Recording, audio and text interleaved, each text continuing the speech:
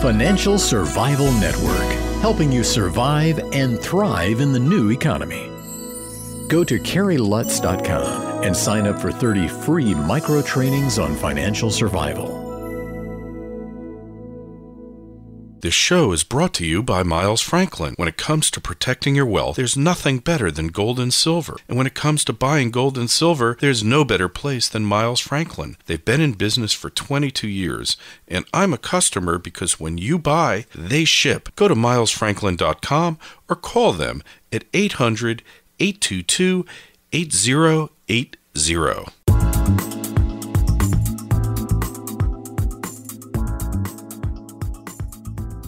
1490 WGCH. This is Kerry Lutz. You're listening to the Financial Survival Network. And if you thought the raid was over, think again. But Ranting Andy Hoffman is back for his weekly sojourn into the minds of the central bankers, and it's not a pretty place, is it, Andy? No, I'm glad I can't actually see in there. I probably lose it. But what we're seeing today is what we typically see after one of these attacks. So for anyone who's worried, oh no, it was a bubble in fact, and see it's still collapsing, this is just, look, we learned definitively last week the leap day violation was as blatant of attack as you could possibly see in the paper markets. They sold 300 million ounces of paper silver in minutes to try to get the ball rolling down. And what you're simply seeing today is what I call follow-through operations, where they just make sure it doesn't reverse course and it gets everyone panicked that there's a bubble bursting. Yeah, that $34 number for silver really seems important to them for some reason, doesn't it? Yeah, I called it the ultimate line in the sand. I'm not sure if it was just coincident with the 1750 number they were using for gold. They just both seem to be right around there. Mm-hmm. But, now those numbers take on some bigger significance because $34 literally is the 200-day moving average of silver right now. And for gold, it's about $16.72. So you're talking about a commodity that's been under its 200-day moving average very, very rarely over the past 11 years. And because of what they did this fall, it's spent a good time under there. Now it's fought its way back, and they think it's important from a technical perspective to try to beat it back down. But I think that they've built such an incredible base from all these machinations at the $30 level that it's hard for me to see much of a movement down from here. Yeah, and they're effectively what we call, I guess, trying to paint the chart to make to trigger those technical spots, significant resistance points, and make it look like the market's behaving in a way that it really isn't. And I guess I kind of like to go back to the London gold pool. For those of you who don't know what that was a gold support operation undertaken by the Brits and the Americans in the 60s, where the U.S. was inflating the dollar and trying to keep the price of gold at that magic $35 mark. And they bought and sold until finally they got broken. And that's what led to the closing of the gold window in 71. Do you see a parallel here, Andy, to where we are now and the demise of the London gold pool? Yeah, and before I answer that, I'm going to go back to the paint taping of the charts.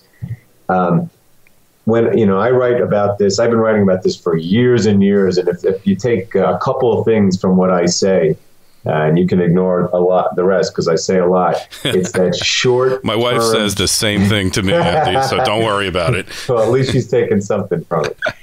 Maybe. The most important thing is that short-term charts are meaningless. And I actually wrote a list of all the adjectives, all the synonyms for meaningless the other day.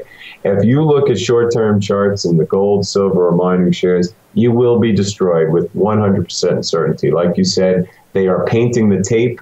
They are more than just painting the tape. They are trying to sucker people in to try to, to take their money. The beauty of the COMEX now, so many people have lost money that the open interest is going down because no one wants to deal with them. But the other side of all that short-term paint taping is that it creates the most incredible long-term chart patterns which are more meaningful than long-term chart anywhere else. Because if you've been capping like they have, let's say, at the $30 level for a full year, then what you do is you create these massive, massive resistance levels, which, because we're in a massive bull market, ultimately get broken. And when that happens, they become massive support. And that happened with $20 silver last year, and I think it's happened with $30 this year. I just do not think that after all they've done to create that, to try to cap it there, I think they've created this support level, which is impenetrable. And it's the same thing with the gold price. And not so much with the mining shares, because they can create unlimited amount of mining shares, but they can't create unlimited amount of gold and silver. Now, when you talk about the London Gold Pool, it just cracks me up when people, among other reasons, like to say that people like us are conspiracy theorists for saying someone wants to hold gold and silver down. Because, I mean, what they do now is, I mean, it is covert, although it looks pretty overt to me sometimes, like last week. But the London Gold Pool was as overt as you get. The London Gold Pool, and you said the Brits and the Americans. No, it was the Americans and the Brits. It's always the Americans that are in charge of these things. And the goal was overtly to keep the price at $35 an ounce, which they did by selling their central bank gold day in and day out until finally in 1968, demand overcame supply and it's exploded upward. And next thing you knew, 10 years later, gold was $900 an ounce. This is exactly the same thing that happened then, except this time they're doing it covertly. And this time they're doing it with the aid of paper gold and silver, which wasn't available because there were no futures exchanges of any sort back then. So when you think of how much has been shorted into the market on paper and all the additional gold and silver that's been mined in 30 or 40 years, and the fact that gold and silver is still going up, shows you how powerful this bull market is. And I assure you, as painful as it looks watching this garbage every day, when this breaks, it'll be just as spectacular as when the London Gold Pool broke, except this time around, the United States and the big Western nations are not going to be able to survive what comes afterward. Yeah, it's sure looking like that. And these manipulation schemes can go on, I guess, and on until they don't anymore. And we're obviously getting to that point. And some people say, well, if there's a conspiracy, they sure have done a lousy job keeping the price of gold down and the price of silver, because, silver is up from $4 an ounce to 35 almost, or 34 today. And gold's up from 250 to 1700. So how could there be a conspiracy? They're doing such a bad job. What do you tell those people? Well, I would tell them first and foremost, and I've been saying this for some time, and Jim Sinclair said it just last week. The goal is not to keep gold and silver down. They know that they can't do that, and frankly, they don't want to do that, because if it's too far down, it signals the dreaded D word, deflation, because so few people understand what gold means. And what they want to do is just keep it from becoming a frenzy. They want it to not compete with the dollar. If it's going up and the Dow's going up and the dollar index is relatively stable, at least enough so that they can write news articles talking about it that way, that's fine with them. They don't care if gold's 2,000, 3,000.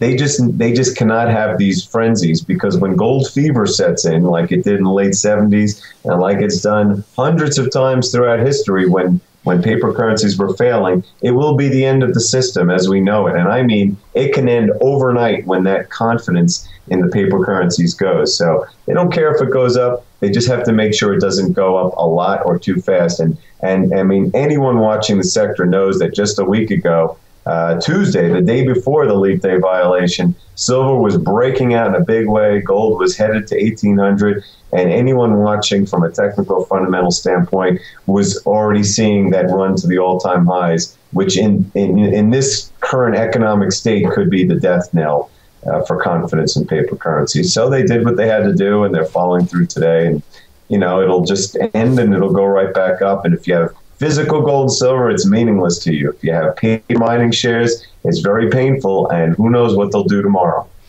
Yeah, so it's buy and don't watch, really. Just buy the metal and ignore it. Look at it once a month, and you'll be much better off, right? Yeah, and to me, it isn't even the word buy. You're trading paper. You're trading one form of currency for another form of currency, because you don't see people get freaked out. Let's say you have all your money in Citibank sitting in a bank account, and it's all over TV that the dollar is plunging against the euro. You don't see people freaking out about that, even though it's the same thing. You're owning a currency that's falling in value. Gold is a currency. It's nothing more than that. And unlike the paper currency, the dollar, or all these other ones, does not lose its value in time, particularly when you have hyperinflating central banks. All right, Ann. Well, I'm glad we cleared all that up. And if you're listening, then you really need to go to milesfranklin.com, proud sponsor of the show. Subscribe to Andy's daily blog and David Sheckman's blog. I get both of them, and that's what fuels a lot of these shows. Andy, we'll talk to you soon. Great. Have a great week. You too.